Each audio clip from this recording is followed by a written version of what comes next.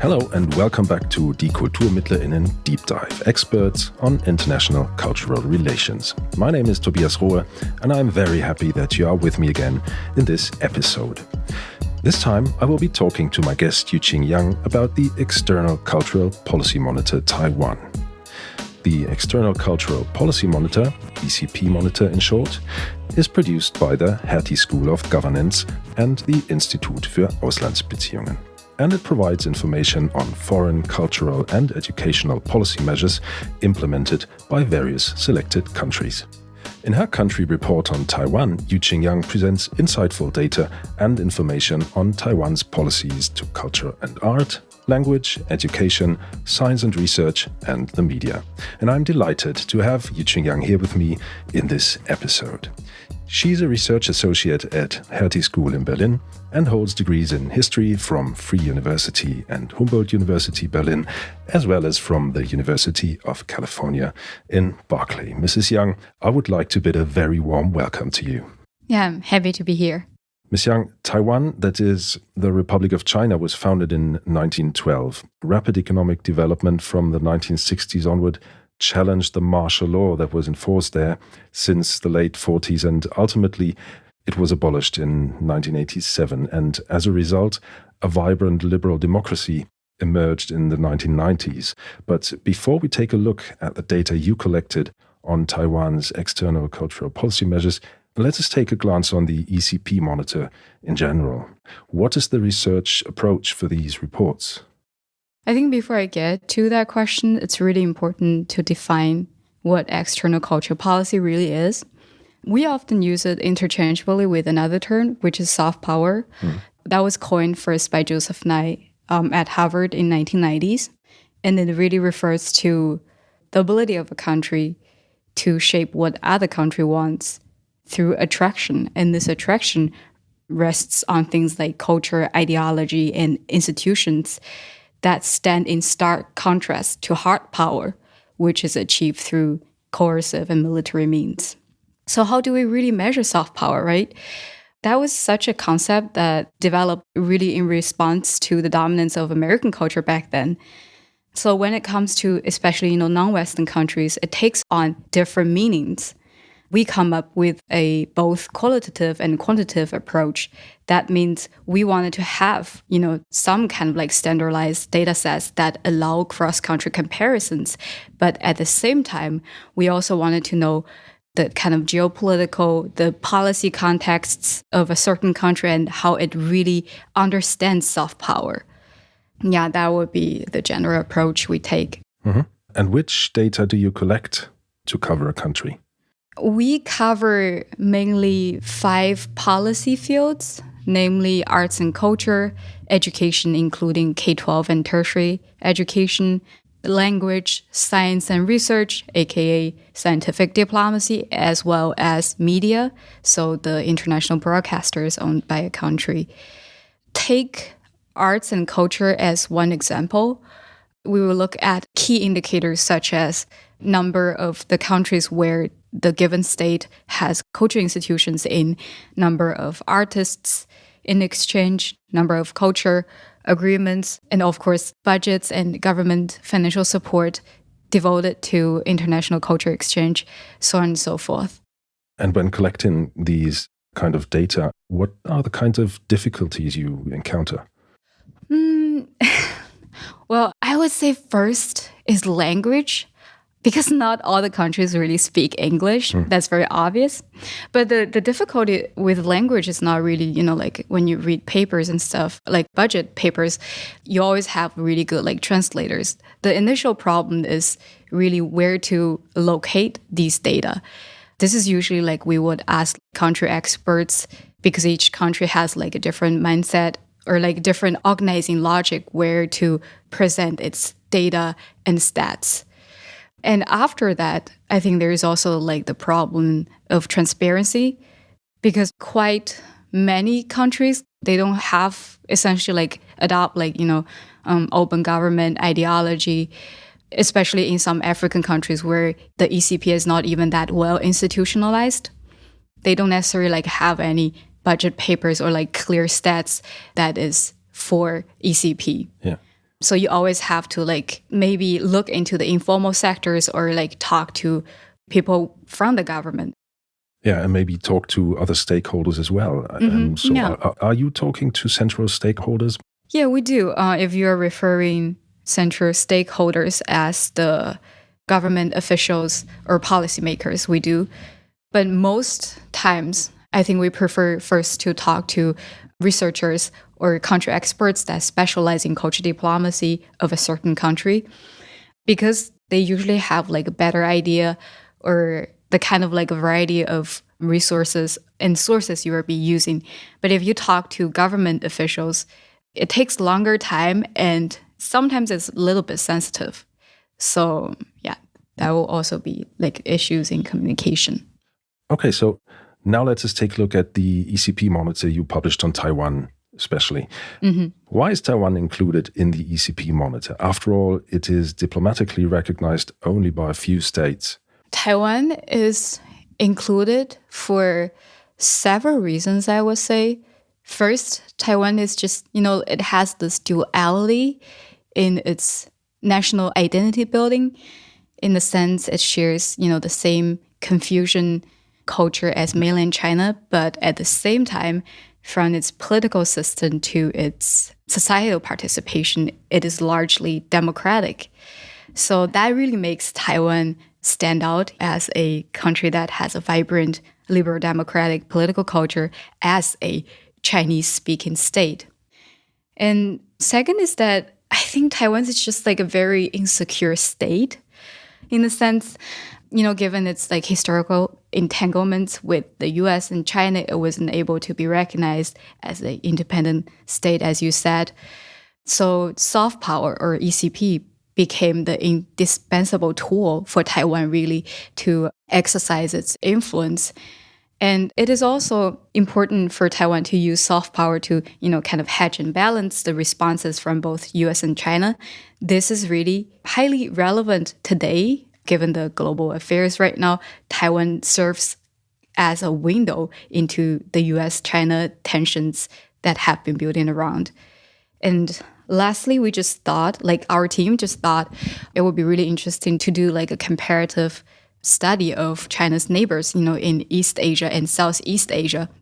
So, like countries like Thailand, Singapore, and South Korea. We wanted to see how these countries of limited size and limited resources, how they utilize these resources to build a distinct national identity that is accepted and even liked in the international community. Now, Taiwan's position was a bit different during the Cold War. Back then, it was supported as a bulwark against communist China. What did the country do in external cultural policy since the end of the Cold War? I mean, Taiwan didn't really embrace the concept of ECP or soft power until the 1990s. As we talked also in the intro, that Taiwan was really ruled under martial law. And that means the whole country was like basically under a military rule that banned the formation of new political party and practiced white censorship. It was like really in the 1990s did Taiwan start this democratization process. And they had the first genuine opposition party, the DPP, Democratic Progress Party. And in addition to the existing KMT, and then both parties, they agree on the importance of soft power. And since then, the two primary goals, I would say, like revolved around soft power is really to first increase Taiwan's international visibility and gain recognition. And second is to integrate Taiwan further in the Southeast Asian region. I mean, the first goal is getting a little bit more difficult because the rise of China. And second is just like every administration, they would have a kind of like go south policy. Well, it's going to take different forms, but the main idea is just to lock Taiwan economically, like in the region. Now, now under Tsai Ing-wen, like the current president, she is going a little bit more than the economic benefits. So soft power in the fields of education and culture would be played out. And I believe right now there are like 18 countries, so 10 Asian countries, 6 South Asian countries and plus New Zealand, Australia. So that's already a lot, like, expanding through the last 2 decades. So would you see a substantive emphasis in Tsai Ing-wen's new southbound policies in culture and language? Culture and language are not there yet, but it's like the big shift that's kind of like marked by her. Right now, it's like mostly on civil society and talent exchange. So they're taking steps going there. And how do you rate the success so far in this strategy? I would say above all, in general, I think her policy is like mildly successful.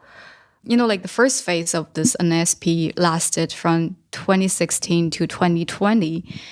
And the 2 out of 6 policy fields that are relevant to soft power, like I mentioned, are talent exchange and civil society building. Just judging at the data we collected in regard to these 2 areas in our project, I would say key indicators such as, the number of incoming foreign students, fellowships and scholarship awarded by government, and budgets devoted to scientific and education exchange, there were increases, but these increases were not substantial. I believe there's still room for improvement since the NSP 2.0 is already on the horizon. That was supposed to be implemented in 2022. With an update done later on in our project, I believe we can see maybe more success. NSP is New Southbound Policy, right? Yeah, right. You already mentioned civil society.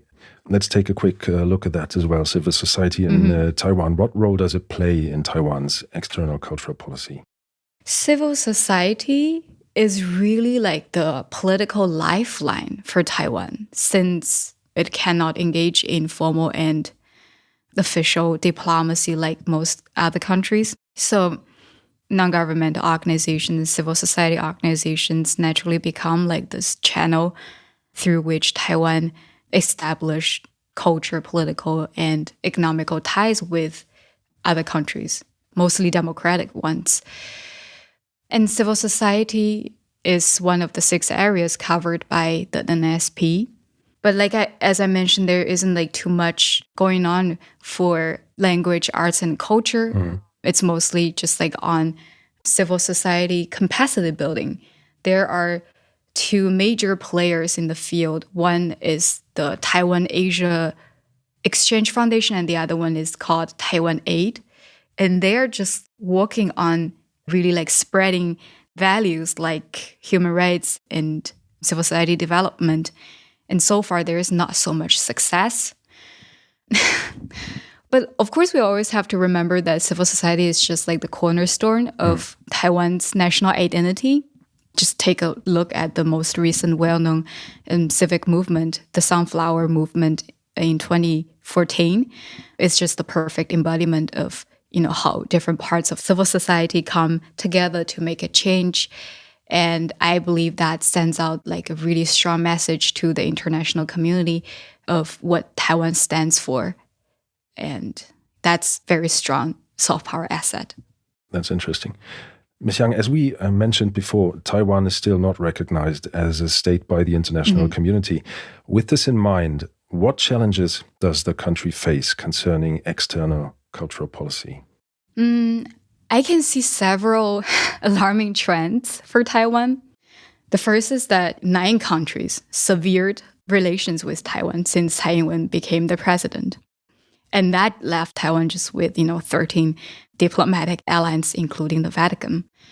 And second is that the region, Southeast Asia, is experiencing a deterioration of democratic institutions. And at the same time, China is expanding rapidly in Southeast Asia through media campaigns and economic means. This all together making it really difficult for Taiwan to strengthen its presence. In addition, there are other East Asian countries like Japan and South Korea, all superstars in the field of soft power. They are also likewise seek to exercise their influence in Southeast Asia, creating ever more competitive pressure for Taiwan. Yeah, I see. But still, there's, for example, the Taiwan Academy. So one final question concerning the Taiwan Academy. It is promoting Chinese language abroad.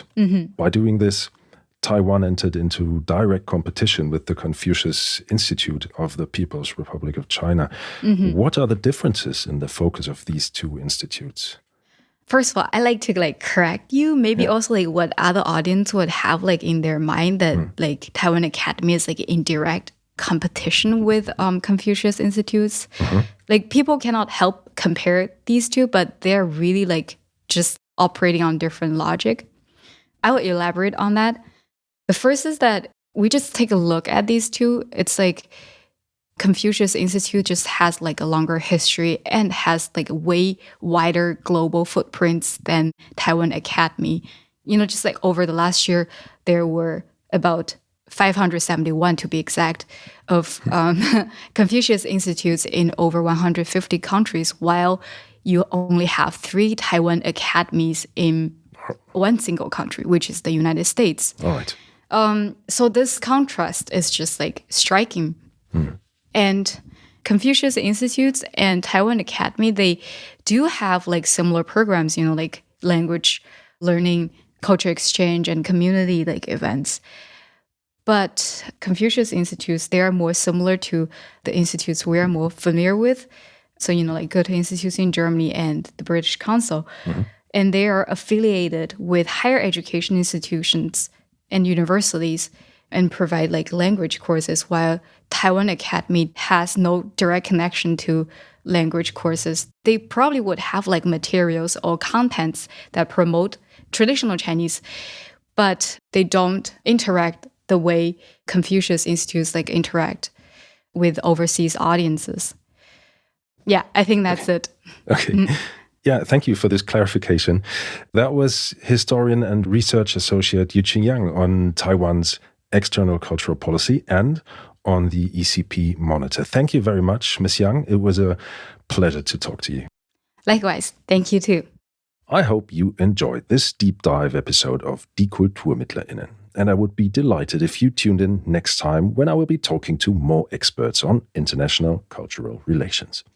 To make sure that you don't miss out on future episodes, subscribe to Die KulturmittlerInnen right away.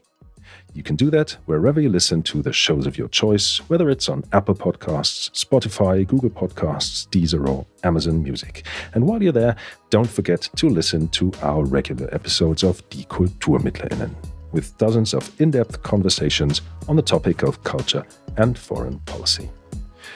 If you want to check out Taiwan's External Cultural Policy Monitor or learn more about IFA's Forum for International Cultural Relations, you will find the links in the show notes. For more information on our organization IFA, Institut für Auslandsbeziehungen, visit our website at ifa.de. That's all from my side. I say thank you for listening. My name is Tobias Rohe. See you next time.